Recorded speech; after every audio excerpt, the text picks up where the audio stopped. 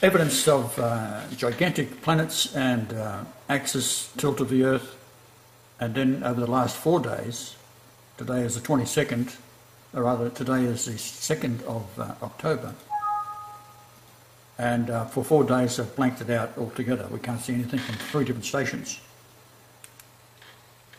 This is Neumeyer Station 3 webcams, and as I said, they've been unexpectedly veiled over to cover the massive planets heading north. I've done minute and very persistent tests over the months to show the variations, the tilt of the Earth, the movement of the stars, the movement of inner planets, which are new to our solar system and are sometimes 100 times larger than the surrounding stars, and we'll get into that as we go through. You can see for yourself the sizes. Now this here, I was a bit confused by this for a while. What has actually happened, I was able to determine from various angles that the light is coming up from around the horizon, and as the light source comes up, it passes under the Neumeyer station, which is about probably 25 to 30 feet high, or say 8 to 9 metres above the snow line. At first glance, the lens flare to the left, and then there's another smaller flare, and then a white dot. Well, it turns out, after observing it for many hours and running repeatedly tests back and forth, that white dot is actually a planet. However, there is a very large planet. As you see, the glare is almost square, and then there's a round bulge to the top left. That is in fact a very large planet, which we can identify as we go into depth of these slides. So that's the bulge there I've shown. This is at 7:20 AM. Now, at that time, the sunrise and duration of sunlight was supposed to be, by that time, bright sunlight, but it wasn't. So in other words, this indicated that the Earth is tilted over on its axis somewhat. Here's another shot of the same thing, and to the top left you'll see the little planet is moving away, and the light is not as bright, and you see the lens flare. So it's now at 7:30. This is in a PM. 7:50 PM.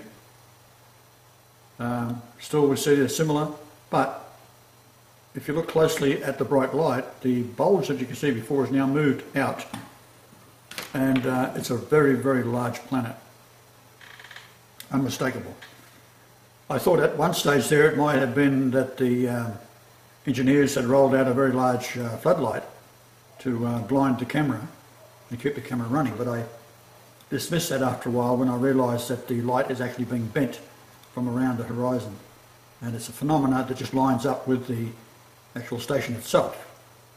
So top left there is a planet, then you've got a lens flare, a very large lens flare, and then a gigantic planet, and it seems to be responding to a different light source that is not the same as our light from the sun.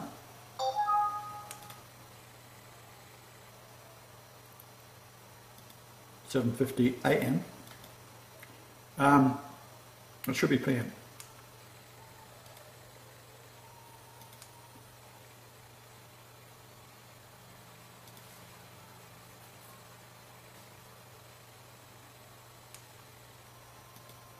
You can still see the remnant of it there. That's that area there. That's the planet. And then it seems to have faded because of the planet being in the in between the Earth and the light source, which is not the sun. It's a different light source. We can still see this planet here, and later on you'll see how this planet is actually, I was able to calculate it quite accurately, coming over on an angle there, and compared to the stars in the background.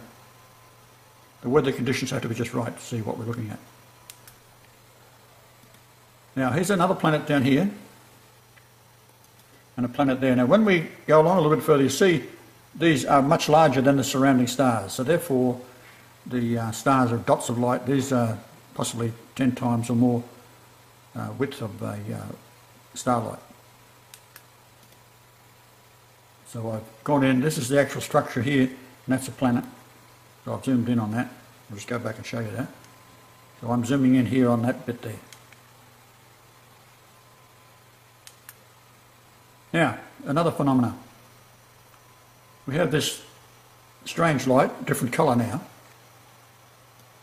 and you see that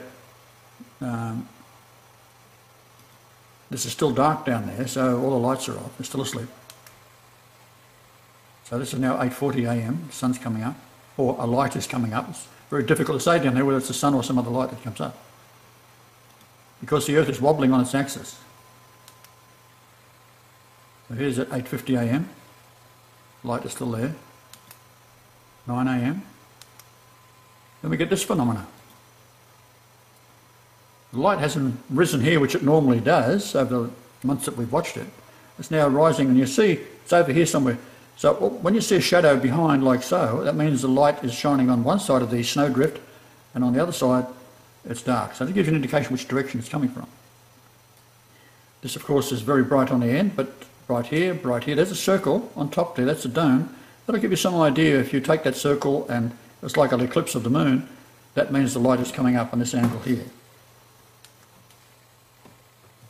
Suddenly it changes. Then there's a white light. We see that light there was, before, it was a yellow light. Now it's white.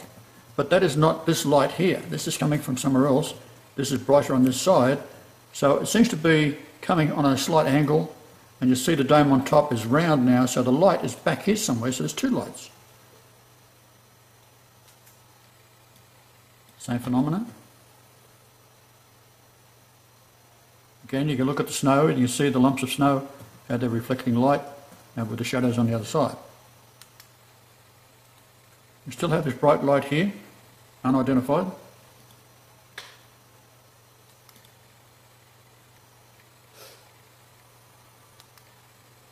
Okay, so the planets appear in the morning at 7 AM and remain for 50 minutes, then at 17:20 or 5:20 PM, remaining for 50 minutes once again, but clearer in the surrounding darkness. The large body is locked onto the South Pole, preventing the axis tilt to continue. The planet is the home base of many of my angels, which are being dispatched to the earth to illuminate the Jews and its empire. Angels are perfect in nature, and compared to human beings, which have devolved into a Sodom state caused by the Jews, that will be purified with the removal of the Jews. Now, I remind you that fallen angels mated with women. Now, these became demons in the reincarnated evil men to dominate the world via the Jews. So it was wiped out by the flood, but then they reincarnate. So Pope Francis is a Jew. Pope John Paul II was a Jew. Most high-ranking cardinals are Jews. Bishops and priests are Jews, or Jesuits, which are Jews.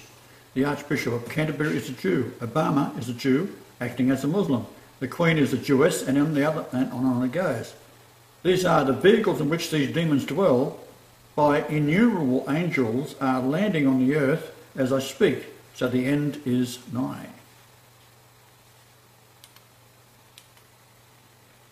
Now, we have been watching the large planet for months. It does not orbit. It is locked to Antarctica, South Pole. Now, there's many planets down there, and I'm talking about one in particular that's very large, and it seems to be locked onto the axis of the Earth and the South Pole to prevent the wobble of the Earth being too extreme. If I weren't here, you'd be all dead by now. So, we have now, again, another very large planet that's reflecting light, possibly from this large light source here, that's around the other side of the horizon, and we see this here, indicating not that light flash, but a light flash that's possibly from around the horizon.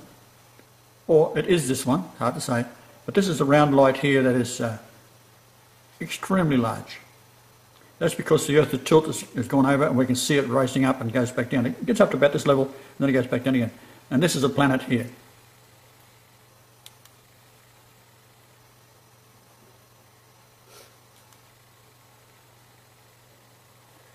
So the light is moving horizontally. This next light is at the 15th of August 2014. We have an alien making a noise at the back there. She's trying to get out of... Oh, sorry, it's you, darling.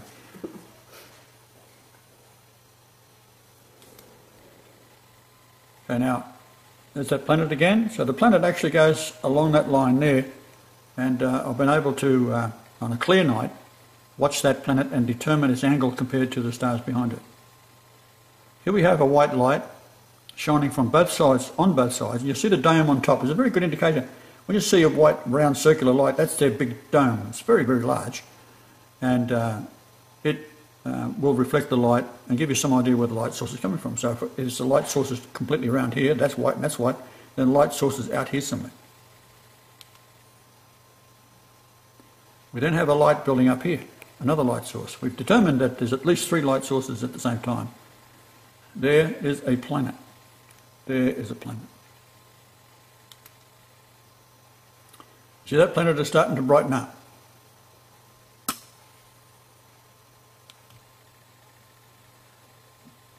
Close up, we see this is starting to form. These gigantic magnetic fields bend light, and we'll show you in some slides that follow how the light is strangely bent out of shape. There it is there. There it is there, you can see it, gigantic.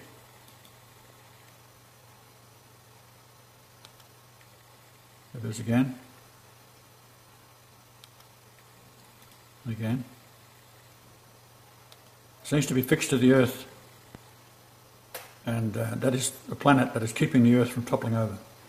When we cross the Milky Way galaxy, which I predicted years ago to occur on 375 days earlier than the crossing of the equator predicted by the Mayan calendar on the 21st of December 2012. Well, the Gregorian calendar is out by 375 days, so the Mayan calendar is right. So that meant that you take the 375 days off, and it goes back to the 11th of December 2011 when we crossed over the Milky Way galaxy. You'll find that when you drain your water out your sink, you probably haven't noticed, but it's now turning the other direction it used to. If you're in the Northern Hemisphere now, it turns anti-clockwise. And if you're in the Southern Hemisphere, it turns clockwise.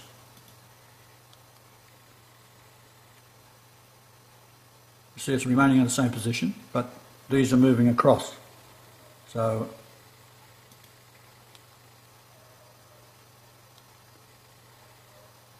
there it is emerging from the light. If I go back one. There's also something else here.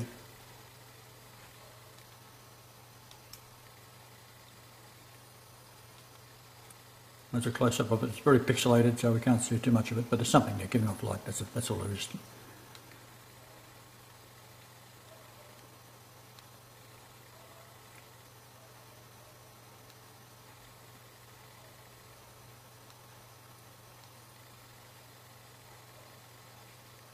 You see to the left there, there's 4 planets in a group. We photographed these several times on different days and under different conditions. There they are there. There they are again. I've moved across. I'll just go back and show you how they've moved. So there it was in relationship to the building. Now it's further away. So by 3:10 to 4 a.m. light varies indicating orbiting objects. Conclusion, the large planet is locked into Antarctica. It prevents the Earth from flipping further. Small moons lighten the night 4 times as they orbit above Antarctica. Many reports of these angelic craft transporting angels to the Earth is true, assembling my army for battle with the Jews and the demons. The Jews are basically unfortunate in that they are descended from Cain, and that they are the most evil of groups out of Babylon, so therefore the most evil is where all the demons dwell. Just how it is. Now my angels are human-like. I have seen them on the earth, so has my wife, and they vary in size. Now they, like human beings, they need to be near the Earth so that their ships can bring them to the Earth. That's why Werner von Braun, who was a German, remember, he knew what was going on, he knew what Hitler was on about. And that is why they were studying the Vedas, because the angels had left instructions how to build these UFO ships. Now, Admiral Byrd had gone to, with a fleet of thousands of men in an aircraft carrier, etc., had gone down to look into the under the ice bases that the Germans had been involved in with angels. And to the surprise, a 6 months mission was cut short at 2 months when UFOs emerged out of the water, destroyed their equipment and sent them packing. You can find out it was a Russian documentary that did that, and interviewing Americans who were the gunners and so forth, trying to shoot these things down as they come flashing past, destroying ships and planes alike. So from September 28, 2014, all webcams have been blocked from recording the planets we have been recording for years. Now, during September, the planets were recorded by myself. The 20th, the magnetic influence had increased dramatically. The following slides show the effect, with light being bent around the curvature of the Earth, then erupt in a flash of light. Now, talking about it is not as good as a photograph. So the light has been seen to be curved, resulting in a normal bright white snow and ice remaining in a twilight to dark appearance. Okay, now, that's the angle from a planet to the centre of that black dot, which some speculate is a part of the camera, which when the light is too bright, it forms a black dot at the centre of the camera to stop the sensor being damaged. Others say it is a orbiting planet. There's two arguments for that. That is not really the important point. You can see how the magnetic field has been bent, and that's going up at around 48 degrees. I'll show you this planet will be shown closer. Normally the light is coming like so, but at this point in time it's being drawn up and elongated, and you can see that the horizon itself is being bent of the light hitting the camera lens. This is not an anomaly in the camera. What it is the light is being bent. There's other shots we've had down there where there's just a normal clear day and the horizon is level. So this is another shot. You see in here, you'll see a side of a planet. There's a zoom in on it. I'll show you later others that I've captured that are much more clear. But this is a gigantic thing. I mean, you see the end of the pen here, that would be normally the width of the moon, and this thing is probably 40 times, well, 20 to 30 times wider than the moon. There's a better shot of it. There's a close-up. Now the light is reflecting off it on one side, doesn't appear to be coming from the sun, so there's another light source, and it's probably a light source that's close to the sun's wavelength, but it's not readily available to the naked eye. There's probably older men down there who can see it, and they can point it out, because as you get older your vision changes somewhat. Now this is talking about the column, and then I talked about the crossing of the Milky Way galaxy and the water going down. That of course has been ignored worldwide as well. Now here we see a very, very dramatic, the shots before this, the light was pouring around over the surface of the snow. You see how it's being bent already, the horizon, and the angle is quite extreme, around, I don't know, 50 degrees, somewhere around that. And you see the light on either side of the screen is almost non-existent, as if it's in a twilight, yet looking straight at the camera it is bright to the point of being dazzling. Then we have this strange phenomena. It's like again, either side of the light it's quite dark on the snow. You can see the snow, how it's reflecting the light with the shadows behind it, and then the magnetic field is bending the light to such an extent that it's making a column out of it, which in the next slide or two you'll be able to see the planets behind this light as it's drawn into a column. So as I said, some say this is a black sensor in the camera. This is a close-up of it. It's doing this type of thing, gaining altitude. And then there's the angle it's at. You take the 312.88, take that away from 360, it gives you just under 48 degrees. Now, here are 3 planets. There's one there, there's one there, and there's one there. Now, this one here, you see how the light has been elongated. It's making it so it's higher. These ones there and there are quite oval, but the horizon itself is bent. There's a closer shot. You still have the same phenomena of the light on either side of the column being dark.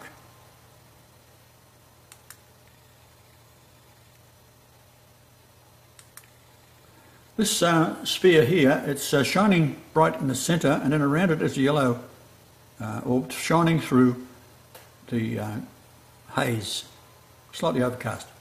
Now, you see down the bottom here, there's no light on the snow. There's no light surrounding these here, so therefore it appears to be a different form of light. It's way bigger than the sun, maybe 10 times wider than the sun or more. Maybe 20 times, it's hard to say. Here we see a light source coming from this direction because that iceberg is light. We still have the same strange phenomena there. We have another light source raised here, but we have a light source behind this and a light source from over here. You see how it's dark on this side, dark on that side, light on that side of the mounds of snow. But you have a light source from behind the tower itself, which is shining and casting a shadow. And over here is a light source. So you've got a light source there, a light source behind here, a light source out that direction, and possibly the same light source there. So there's a minimum of 3 light sources. There's another shot of the same phenomena. Now, this here is like at 90 degrees in that iceberg. This is usually dark with a light on this side, but this time it's picking up light from this side. That's the shadow with light behind it. Again, light there. 3 or 4 light sources. Here we have Neumeyer itself. The light, as you've seen in the other slides, the building is around here somewhere.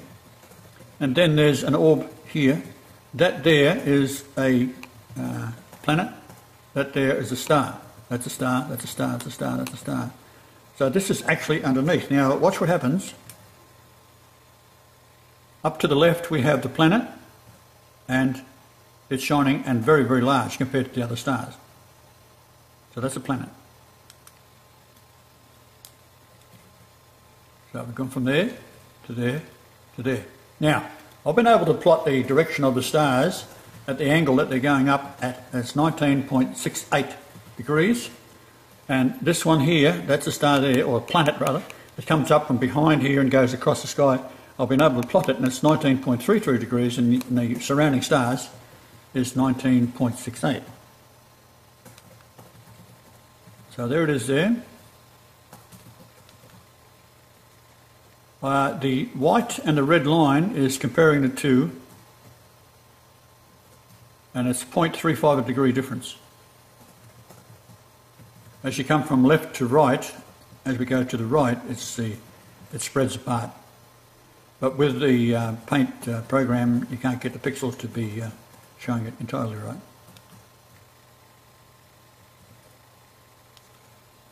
Now this is part of the lights that are formed in the sky over Antarctica called the aurora lights, like the borealis. But they're twisting and doing all sorts of strange things. I've seen the same effect years ago in Canada and up in Alaska. But down in the south it's doing different things entirely. It's twisting the light. You see the magnetic fields are twisting.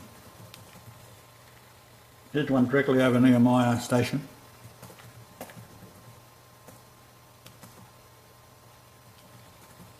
Now, this red moon that's coming up on October the 8th, I returned to Australia on October the 8th in the year 1996, so there's an 18-year period that in October the 8th, only 6 days away, we'll see a red moon.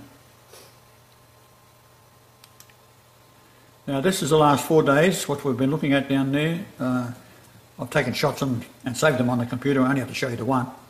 But for 4 days there's been no light and just the darkness, and that's it. 3 different directions. That's what I'm saying before, about 18 years.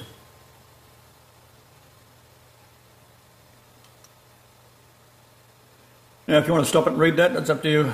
We've got a lot of slides here to get through.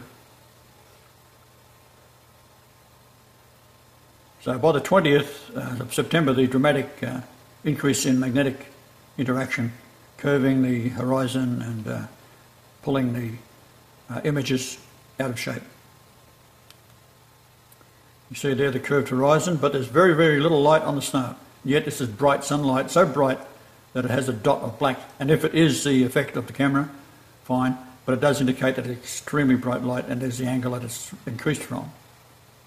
So what I've done, what I usually do is I'll start where the planet rises up, goes up, hits there, and then I'll backtrack it down and have that line which will give me the actual angle. So it's 312.88, which is just under 48 degrees off the horizon.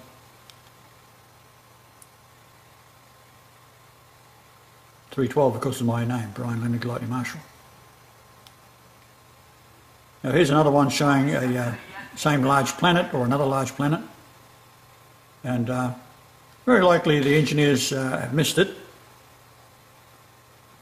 because they do their best to cover everything up, because they're ordered to by the government, which is all dominated by the Jews. And if you want to molest your children, just go immigrate to Germany. It's against the law here, but it's not against the law over there. It's a wonderful country, Germany.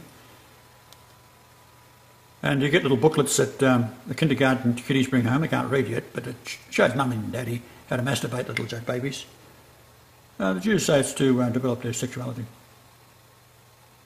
And as I said, incest is now permissible. Lovely people.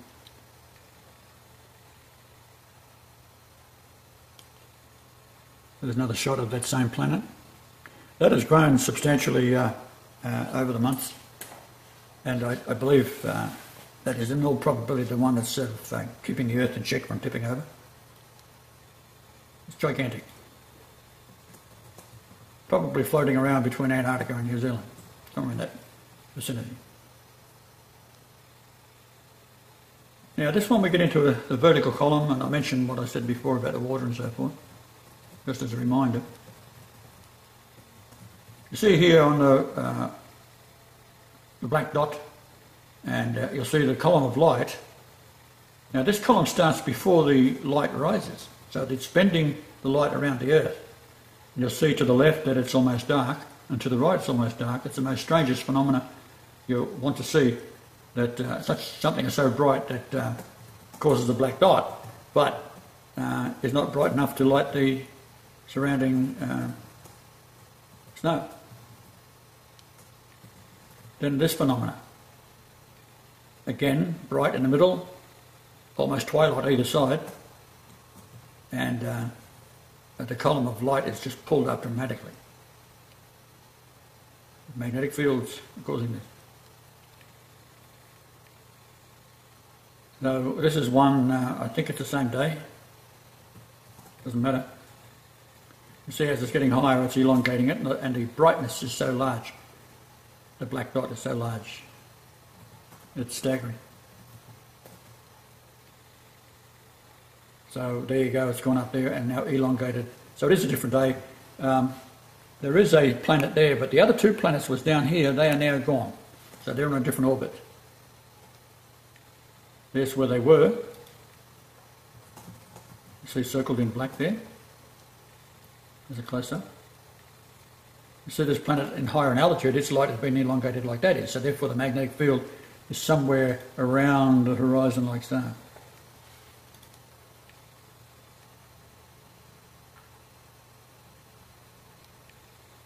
This is that large orb again.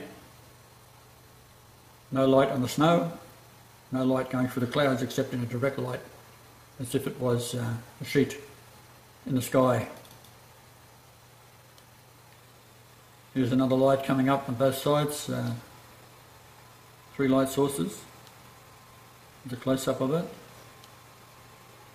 These are the angles of the planet. This is a planet here, and it follows that line along up there, so I take a shot of it there, fix the protractor on it, then run it backwards to that point just as he's emerging out of behind the station, and it gives me 19.33 degrees.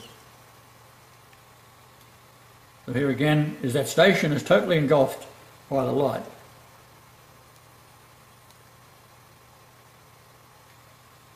a better shot of it. There's the planet, very, very bright light and huge compared to the surrounding stars. And there's how I measured it. It's 19.68 for the stars and 19.33 for the planet.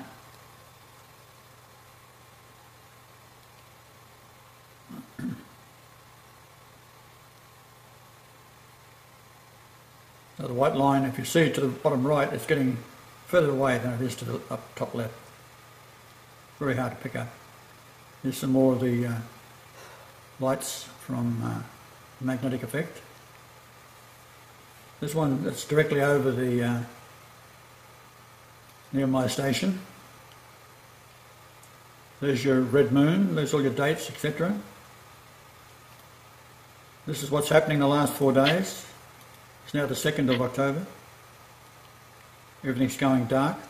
Isn't the sun supposed to go dark sooner or later? Some wise man once said that. And there we go, we have our Pope, my sweetheart, and myself. Zig Heil and hasta la vista, baby. What I'm going to show you here is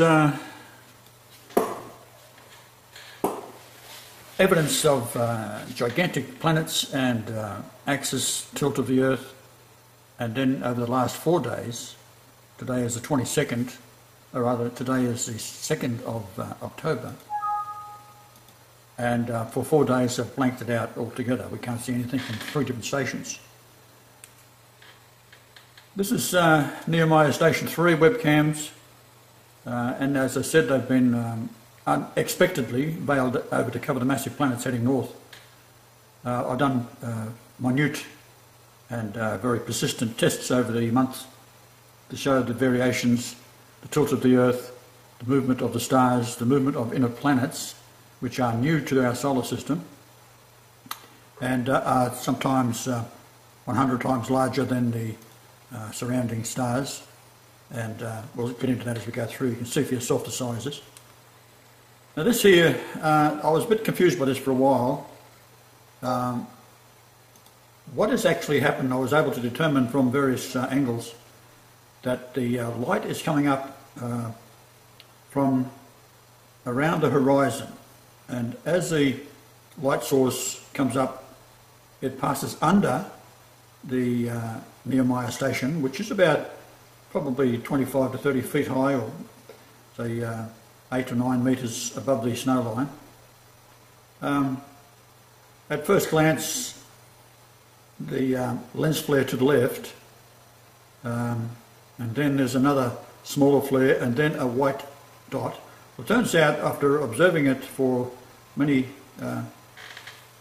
hours and running repeatedly tests back and forth, that white dot is actually a planet. However, there is a very large planet.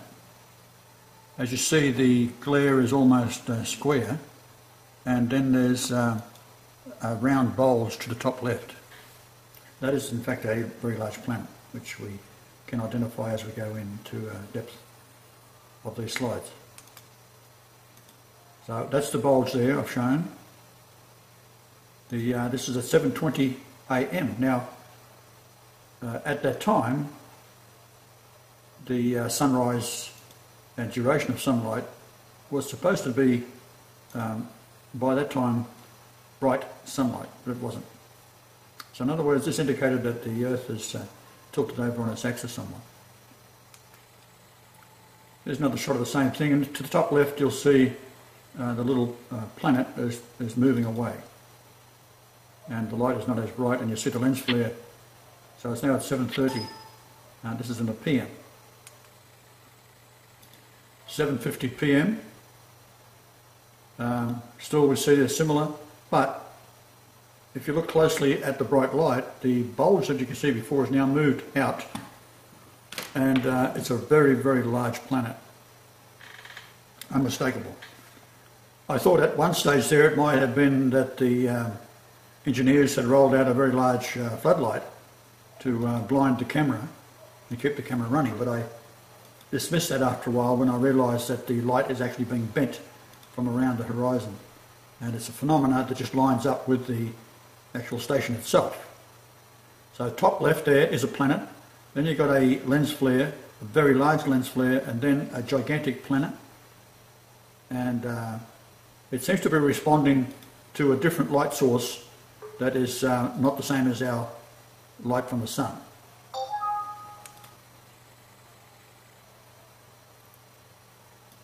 (7:50 a.m.) It should be p.m.